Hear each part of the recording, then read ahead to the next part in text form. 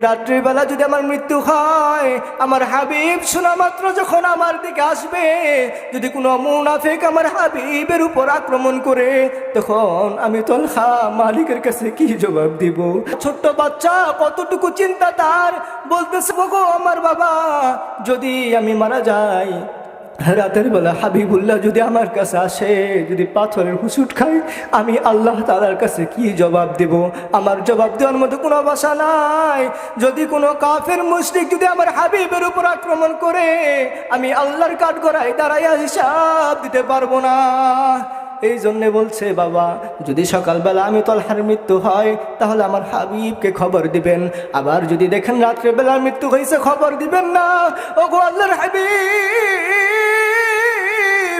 আমার তলহা রাত্রিবেলায় মৃত্যু হয়েছে, এই জন্য আমি আপনাকে খবর দিতে পারি নাই।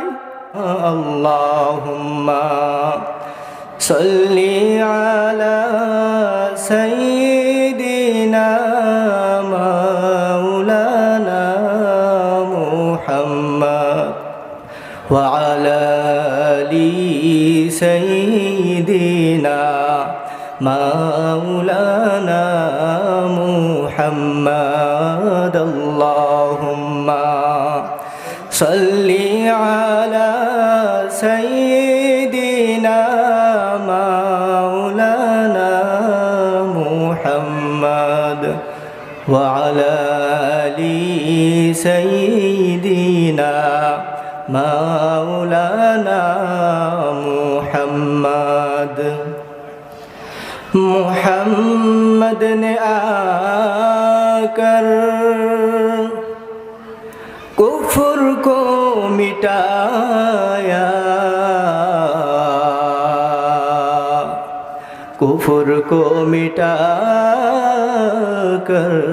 सदाकत को बताया। अल्लाहुम्मा सल्ली अला सय्यिदिना माওলানা মুহাম্মদ। জিকির করতে কি ভালো লাগে না? দুরূদ পড়তে ভালো লাগে না? সবাই জোরে জোরে বলেন। ওয়া আলা আলি সাইয়্যিদিনা মাওলানা মুহাম্মদ। আল্লাহ আল্লাহ আল্লাহু লা ইলাহা ইল্লাহু। আওয়াজ নাই কেন? জোরে বলেন। আল্লাহ আল্লাহ আল্লাহু লা ইলাহা ইল্লাহু। আল্লাহ আল্লাহ।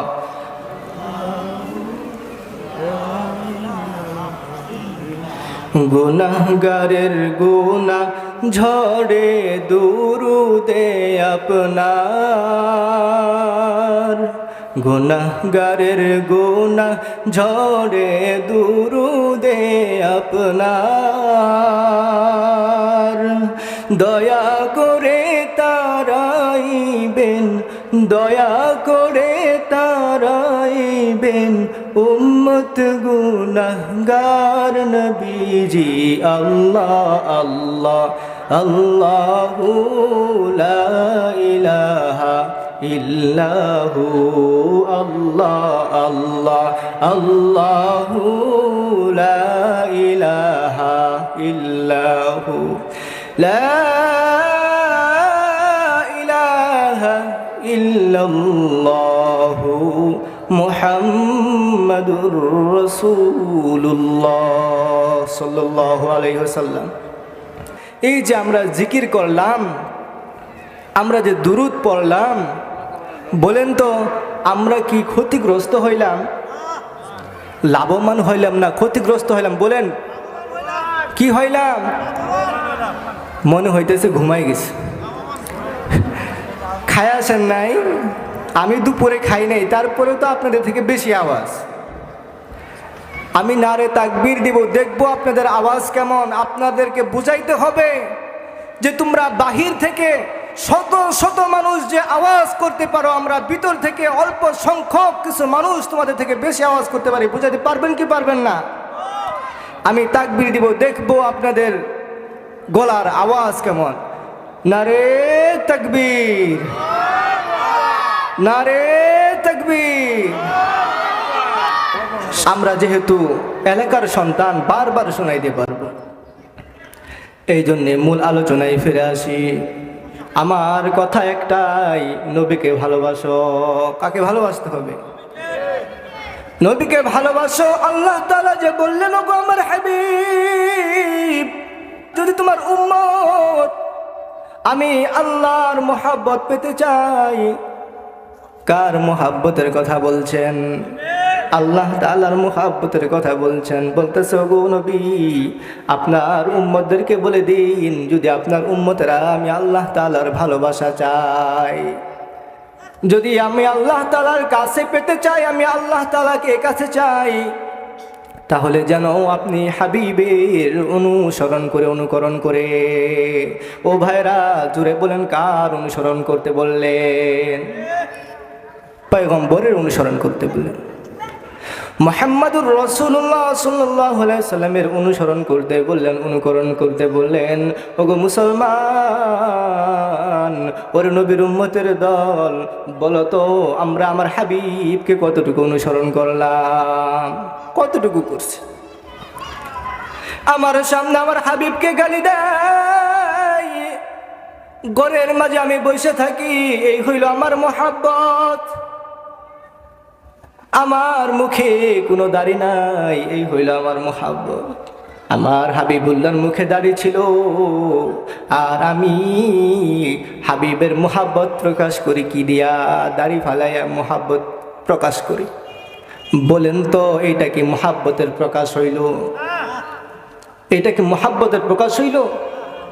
হাবিবুল্লাহ যেভাবে চলছেন ওইভাবে চলতে হবে, তাকে অনুসরণ করতে হবে, অনুকরণ করতে হবে। কিভাবে অনুসরণ করতে হবে, কিভাবে অনুকরণ করতে হবে? আল্লাহু আকবার, আল্লাহু আকবার। সাহাবায়ে কেরাম আমার রাসূলের কেমন অনুসরণ করতেন, কেমন অনুকরণ করতেন, মনোযোগ দিয়ে শুনেন, মনোযোগ দিয়ে শুনেন। আমার রাসূলুল্লাহ সাল্লাল্লাহু আলাইহি ওয়াসাল্লাম বসে আছেন, মজলিসের মধ্যে বসে আছে, সাহাবায়ে কেরামদেরকে নিয়ে মজলিসের মধ্যে বসে আছে। এমত অবস্থায় হযরতে বরা রাদিয়াল্লাহু তাআলা আনহু তার ছেলেকে নিয়ে আল্লাহ রাসূলের দরবারে হাজির হয়েছে। হাজির হওয়ার পরে বরা রাদিয়াল্লাহু তাআলা আনহু সহ সমস্ত সাহাবায়ে কেরামকে আল্লাহর হাবিব সকলকে উপদেশ দিলেন, সকলকে সৎ কাজের আদেশ করলেন, সৎ কাজের আদেশ করলেন, অসৎ কাজের নিষেধ করলেন। সকলকে আল্লাহর হাবিব উপদেশ দিলেন। উপদেশ দেওয়ার পর যখন মজলিস শেষ হয়ে গেল, হযরতে বরা রাদিয়াল্লাহু তাআলা আনহু তার ছোট্ট ছেলে তলহাকে নিয়ে কুলে কইরা নিয়ে চলে যেতেছে। মজলিস শেষ। এই যে এখানে যদি ওয়াজ শেষ হয়ে যায়, আমরা কি করব? যার বাড়ির দিকে রওনা হয়ে যাব, তাই না? অমনিভাবে হযরতে বরা রাদিয়াল্লাহু তাআলা আনহু তার ছোট্ট ছেলে তলহা রাদিয়াল্লাহু তাআলা আনহুকে কুলে নিয়ে বাড়ির দিকে রওনা হয়ে গেলেন।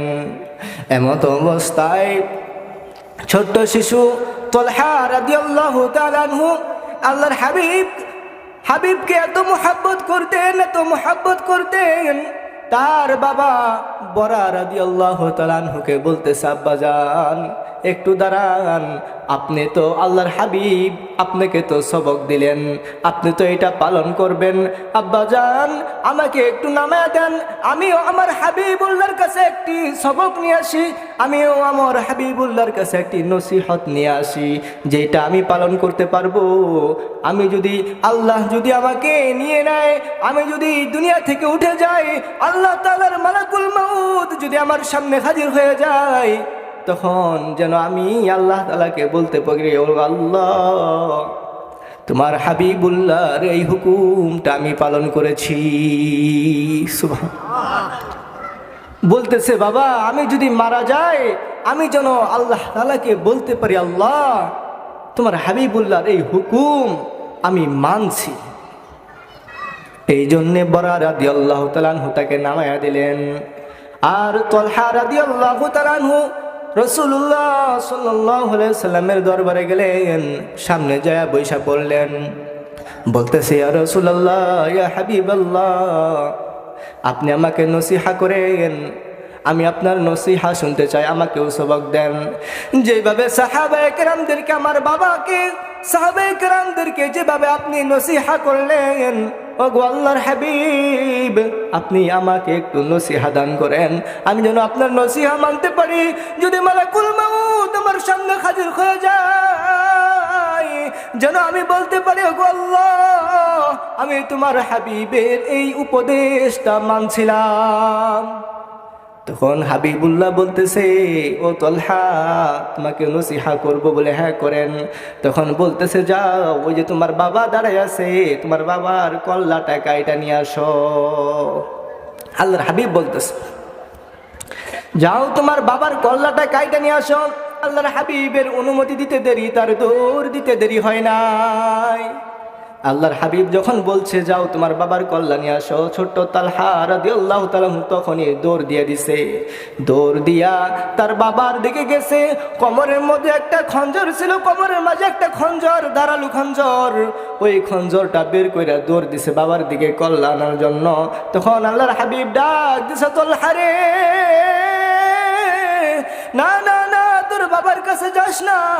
আমি নবী তো বাবার গর্দান ছেলের হাত দিয়ে নেওয়ার জন্য আসি নাই, আমি হারানো সন্তানকে তার বাবার কাছে ফিরিয়ে দিতে আসছি। তোরকে পরীক্ষা করলাম, তুই আমার কেমন আসে। কতলহা পাস করে গেছ। কি করছে? পাস করে গেছে। বলতেছে, তাহলে দেখেন এই ছোট্ট তালহা রাদিয়াল্লাহু তাআলা আনহু কেমন মহব্বত করতেন, রসুল কেমন মোহাব্বত করতেন, যে রসুল্লাহ বলার পরে তার বাবার মাথা আনার জন্য সে রাজি হয়ে গেছিল। পরে নবীর উম্মতের দল, যদি সন্তান সন্ততি পিতা মাতা পৃথিবীর সকলের থেকে যদি আল্লাহর হাবিবকে মোহাব্বত বেশি না করতে পারো, ততক্ষণ পর্যন্ত তুমি মুসলমান হইতে পারবা না। যতক্ষণ পর্যন্ত সন্তান সন্ততি স্ত্রী বাবা মার থেকে রাসূলুল্লাহ সাল্লাল্লাহু আলাইহি সাল্লামকে মোহাব্বত বেশি না করতে পারবেন, ততক্ষণ পর্যন্ত মুসলমান হওয়া যাবে না। কত আশেক ছিলেন। তখন আল্লাহর হাবিব বলতেছে, আল্লাহর হাবিব বরা রাদিয়াল্লাহু তাআলা আনহুকে বলতেছে, যখন চলে গেলেন, যাওয়ার পরে সাহাবায়ে কেরাম আসছে। সাহাবায়ে কেরাম আয়েশা সেরা বলতেছে, ওগো আল্লাহর হাবিব আপনার যে একটা ছোট্ট আশেক ছিল, ছোট্ট মোহাব্বতের একটা ছোট্ট বাচ্চা ছিল, ওই তলহা সে অসুস্থ হয়ে গেছে। ইয়া রাসূলুল্লাহ, ইয়া হাবিবাল্লাহ, মনে হয় সে বাঁচবে না, সে হয়তো দুনিয়াতে আর থাকবে না, সে তার অসুস্থ বেশি। তখন তার অসুস্থতার কথা শুনা রাসূলুল্লাহ সাল্লাল্লাহু আলাইহি সাল্লাম তাকে দেখার জন্য গেছেন। যাওয়ার পরে যখন দেখলেন যে সে অনেক অসুস্থ, সে কাতরাইতেছে, তখন আল্লাহর হাবিব বলতেছে, ওরে বরা, যদি আমার তালহার ইন্তেকাল হয়ে যায় তখন আমাকে খবর দিস, আমি হাবিবুল্লাহ আমার তালহার কাফন দাফন আমি নিজে সম্পূর্ণ করব। বলতেছে, আমার ছোট্ট আশেক যখন ইন্তেকাল করবে আমাকে খবর দিবি, আমি নিজে তার জানাজা পড়াবো, তাকে আমি আমার নিজ হাতে ওই কবরে শোয়াবো। এই কথা যখন হাবিবুল্লাহ বললেন, বলার পর যখন চলে আসলেন, কিছুদিন পর শোনা গেল সাহাবায়ে কেরাম বলতেছে, ইয়া রাসূলুল্লাহ, ইয়া হাবিবাল্লাহ, আপনার যে ছোট্ট আশেক ছিল, ওই ছোট্ট মোহাব্বতের যে ছোট্ট বাচ্চাটা ছিল, ইয়া রাসূলুল্লাহ, ইয়া হাবিবাল্লাহ, যে বাচ্চাটা আপনাকে এত মোহাব্বত করতো, তার বাবার কল্লা আপনার জন্য আনতে রাজি ছিল, ইয়া রাসূলুল্লাহ, ইয়া হাবিবাল্লাহ, ওই বাচ্চাটার ইন্তেকাল হয়ে গেছে, মরে গেছে। বলে আজকে না আরো কয়েকদিন আগে মরছে। তখন আল্লাহর হাবিব ছোট্ট আশেকের কবর জিয়ারত করার জন্য গেলেন। তলহা রাদিয়াল্লাহু তাআলা আনহুকে যেখানে কবর দেওয়া হয়েছে, কবরের ওইখানে গেলেন, জিয়ারত করলেন। হযরতে বরা রাদিয়াল্লাহু তাআলা আনহুকে ডাক দিয়ে বলতেছে, আরে বরা, তোকে না বলেছিলাম আমার তলহা আমার আশিক যখন ইন্তেকাল করবে আমাকে খবর দিবি, আমি নিজ হাতে আমার ছোট্ট তলহাকে কবরের মাঝে শোয়াবো, আমি হাবিবুল্লাহ আমার তলহার জানাজায় অংশগ্রহণ করবো, জানাজা পড়াবো, তুই কেন আমাকে খবর দিলি না? তখন বলতেছে, ইয়া রাসূলুল্লাহ, ইয়া হাবিবাল্লাহ, মাফ করবেন, ক্ষমার দৃষ্টিতে দেখবেন।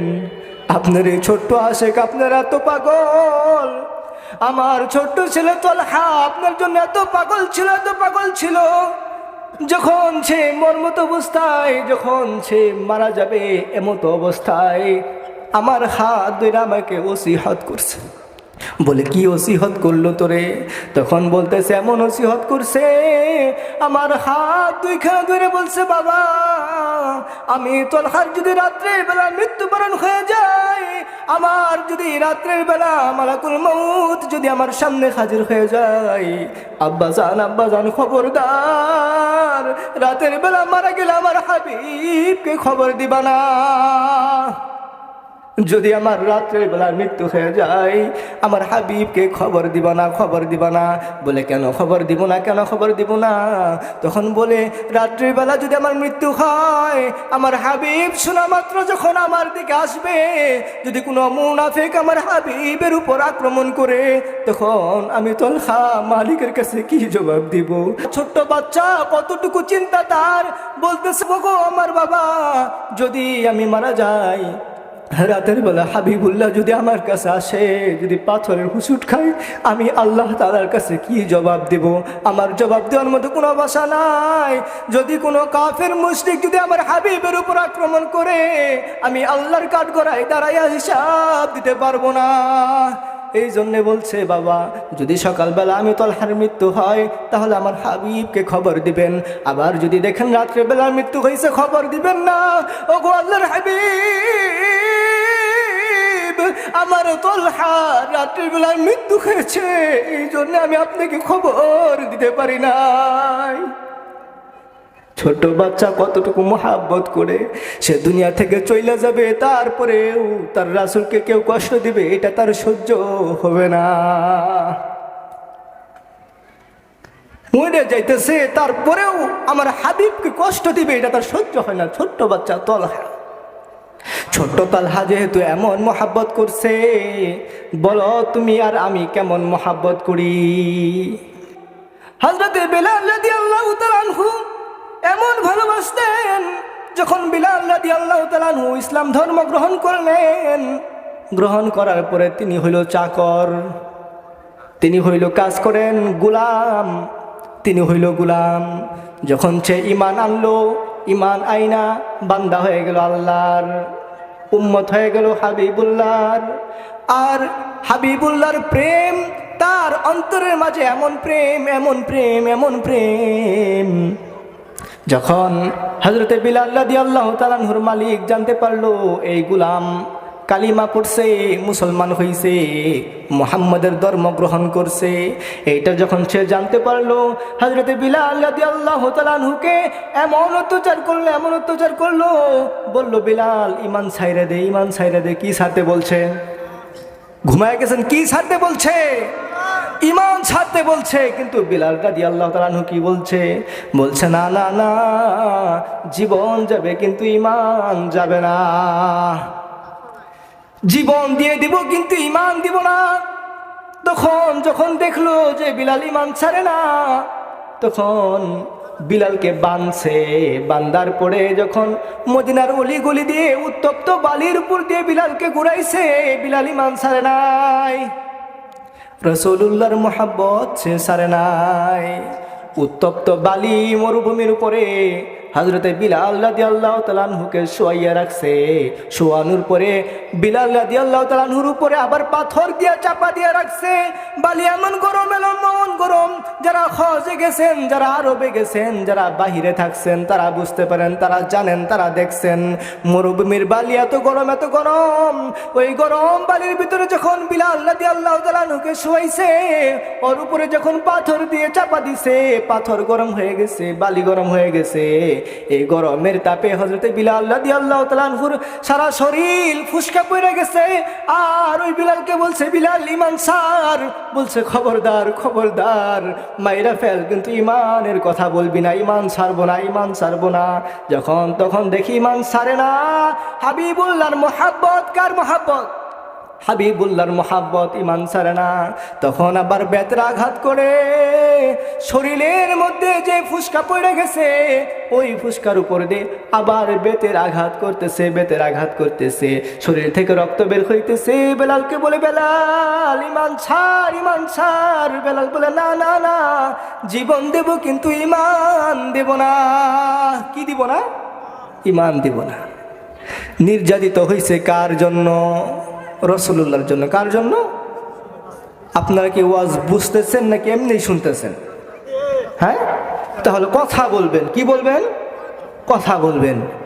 কার জন্য এত কষ্ট করতেছে? রাসূলুল্লাহ সাল্লাল্লাহু আলাইহি সাল্লামের জন্য কষ্ট করতেছে। এমন কষ্ট করলো যে তার জিহ্বার মধ্যে পেরাক মাইরা দিছে, কিন্তু আল্লাহর হাবিবকে সে ছাড়ে নাই।